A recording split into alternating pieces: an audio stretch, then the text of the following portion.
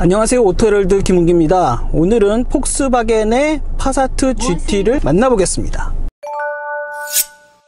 파사트 GT는 지난달 12월에 출시되었고요. 이달 1월부터 이제 본격적인 고객 인도가 실시되고 있습니다. 2018년 3월에 이제 8세대 완전 변경 모델이 국내에 먼저 선보였고요. 이제 이번에 출시된 모델은 그 8세대 완전 변경 모델에서 첫 번째 부분 변경을 거치는 모델입니다.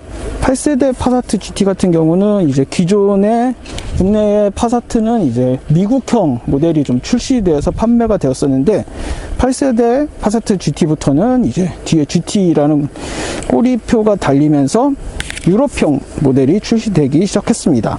이번 출시된 모델도 역시 유럽형이고요. 미국형과 유럽형의 차이는 미국형 같은 경우는 이제 미국과 중국 시장을 겨냥한 모델이라 이름은 파사트랑 파사트 GT 뭐 같은 차종 같지만 내외관 디자인이 조금씩 다르고요. 그리고 무엇보다 이제 차체 크기가 좀 다릅니다. 미국과 중국 시장 같은 경우는 아무래도 큰 차를 선호하다 보니까 그런 부분이 차이가 있고요. 8세대 모델이 이제 기존보다 휠 베이스가 한 74mm 그리고 뒷좌석 레그룸이 40mm 늘어나면서 차체가 좀 많이 커졌습니다. 그리고 이번 부분 변경에서는 또 이제 전장 같은 경우가 8세대 모델 대비 이제 10mm 좀 더 커졌고요. 기존 유럽형 파사트 GT 같은 경우는 차체가 좀 굉장히 작다는 느낌이 있었는데 그런 부분이 좀 많이 해소된 것 같습니다. 8세대 모델 같은 경우는 이제 MQB 플랫폼이 적용이 되었고요. 이번 부분 변경에서는 이제 내외관 디자인이 좀 많이 바뀌고 무엇보다 폭스바겐의 최신 첨단 사양이 이제 많이 탑재되었어요. 특히 실내 디자인 같은 경우가 좀 많이 바뀌었고요. 주행 편의 사양이랑 안전 사양도 좀 많이 탑재되었습니다. 그런 부분을 주의 깊게 살펴보면 될 것 같아요. 자, 먼저 외관 디자인부터 살펴보면 이제 앞서 출시된 아테온이랑 그리고 제타와 비슷한 느낌의 그릴이 사용되었어요. 폭스바겐 디자인은 가로로 좀 길게 차체가 좀 좌우로 넓어 보이게 하는 디자인을 많이 취하고 있는데요. 지금 파사트 GT 역시 그런 느낌입니다. 그릴이 요 안에 바를 통해서 좀 더 차가 좌우로 와이드한 형상을 이루고 있고요. 이 그릴 안쪽 바가 헤드램프와 좀 좌측으로 쭉 연결이 됐죠. 이런 디자인을 통해서 아무래도 굉장히 차가 심플하고 와이드한 형상을 이루고 있습니다. 지금 해당 모델 같은 경우는 235, 45R 18인치 타이어가 탑재되었습니다. 휠 디자인도 나쁘지 않고요. 중형 세단이다 보니까 국내에 출시된 이제 뭐 소나타랑 K5와 비교해서는 차가 조금 좀 작아 보이긴 하는데 글로벌 무대에서 따지고 보면은 약간 캠리 정도 사이즈라고 보시면 될 것 같습니다. 테일램프 같은 경우도 조금 더 기존에 비해서 살짝 좀 가다듬은 느낌이고요. 요 파사트라는 엠블럼을 뒤에 크게 이렇게 새겨내었네요. 트렁크는 이렇게 전동식으로 열리고요. 트렁크 같은 경우는 기본 586리터 그리고 2열을 폴딩할 경우 1152리터까지 확장이 됩니다. 트렁크 같은 경우는 이런 안쪽에 수납 공간도 마련이 되어 있고 스페어 타이어를 탑재하는 공간도 마련이 되어 있네요. 실내 디자인 같은 경우는 이제 보시면 앞쪽에 계기판이 기존 아날로그 방식에서 완전 풀 디지털 계기판으로 바뀌었어요. 뷰 버튼을 누르면 좀 더 다양한 운전자 취향에 맞는 그래픽을 전달하고 있고요. 굉장히 시인성도 우수하고 깔끔한 그래픽을 전달하고 있습니다. 센터에 위치한 디스플레이도 기존에 비해서 이제 이런 제스처를 인식하는 기능이 새롭게 탑재되었고 음성 인식도 가능합니다. 이 하단 공조장치 부분도 터치식으로 이렇게 제공이 되고요. 이렇게 스크롤 방식도 이렇게 작동을 합니다. 그리고 기존에 이 위쪽에 위치했던 클래식한 시계는 이제 빠지고 그 부분이 이제 파사트라는 이런 엠블럼으로 들어가고 여기 비상등 스위치가 이쪽으로 탑재되었습니다. 운전대 디자인도 스티어링 휠 디자인도 새롭게 바뀌었고요. 그리고 안드로이드 오토랑 애플 카플레이를 무선으로 지원합니다. 그리고 새롭게 이번에 이제 신차로 출시되면서 지도 데이터도 좀 더 기존에 뭔가 구글스러웠던 느낌에서 국내 사정에 맞게 디테일을 높인 지도 데이터가 새롭게 입혀졌습니다. 파사트의 주된 특징이죠. 굉장히 깔끔한 디자인을 선보이고 있다고 보시면 될 것 같습니다. 뒷좌석에 앉아보면 무릎 공간은 한 주먹, 굉장히 여유롭네요. 주먹 한 4-5개, 4개 정도 들어갈 수 있는 공간이 마련이 되어 있고, 그리고 시트의 착자감도 굉장히 양호하고요. 이런 쪽에 컵홀더도 마련이 되어 있고, 스키소루도 있고, 머리 공간은 한 주먹 2개 정도가 들어갈 공간이 마련이 되네요.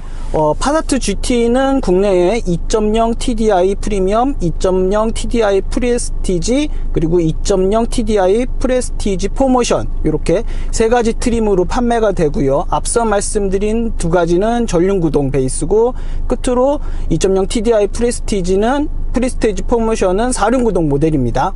이들 모두는 2.0 TDI 엔진을 탑재하고 7단 DSG 변속기가 맞물려 있습니다.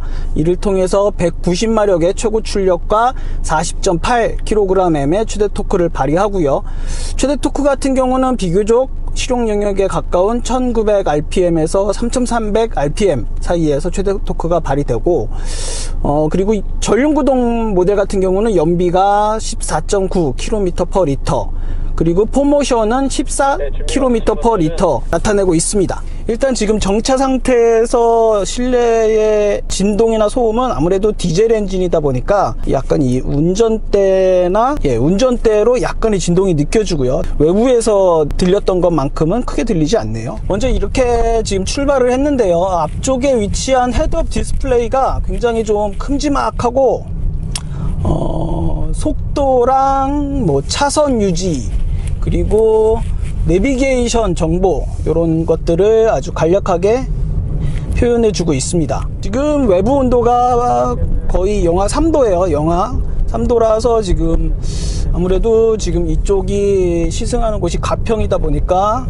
18인치 윈터 타이어로 모두 교체를 해놨는데요. 윈터 타이어를 꼈음에도 그다지 소음이 도로에서, 노면에서 전달되는 소음이 그다지 크게 느껴지진 않네요. 지금 스티어링 휠은, 바뀐 스티어링 휠은 약간 D컷 스타일을 띄고 있는데요. 외양감도 나쁘지 않고 무게감도 적당한 것 같아요. 그렇게 가볍지도 않고 굉장히 좀 기본에 충실한 세팅을 갖추고 있는 게 아닌가 생각이 듭니다. 주행 모드 같은 경우는 지금 에코, 노멀, 스포츠, 인디비주얼 이렇게 4가지로 구성이 되어 있는데요.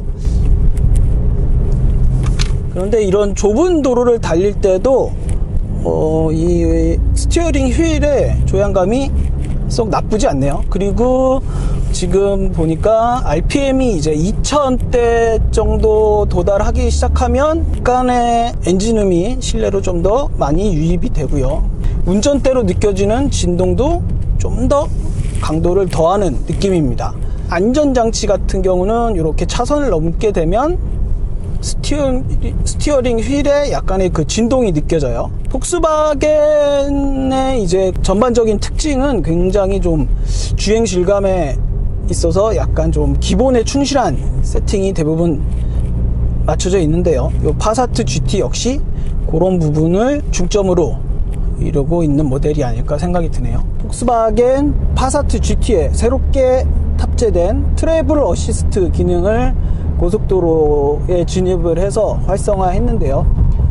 스티어링 휠 왼쪽에 있는 버튼 동작 한 번만으로도 간단하게 조작이 됩니다.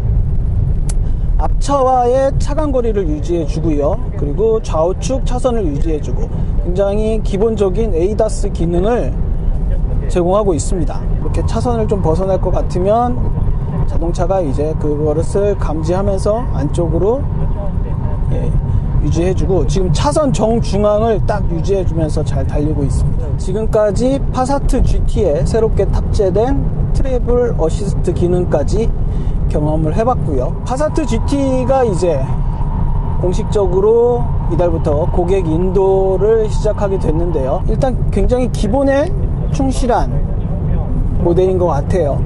국산 중형 세단들도 지금 굉장히 우수한 상품성을 바탕으로 잘 팔리고 있는데요. 이 시장에서 이제 파사트 GT가 얼마나의 경쟁력을 발휘하게 될지 지켜봐야 될 것 같습니다. 오토헤럴드 김은기였습니다.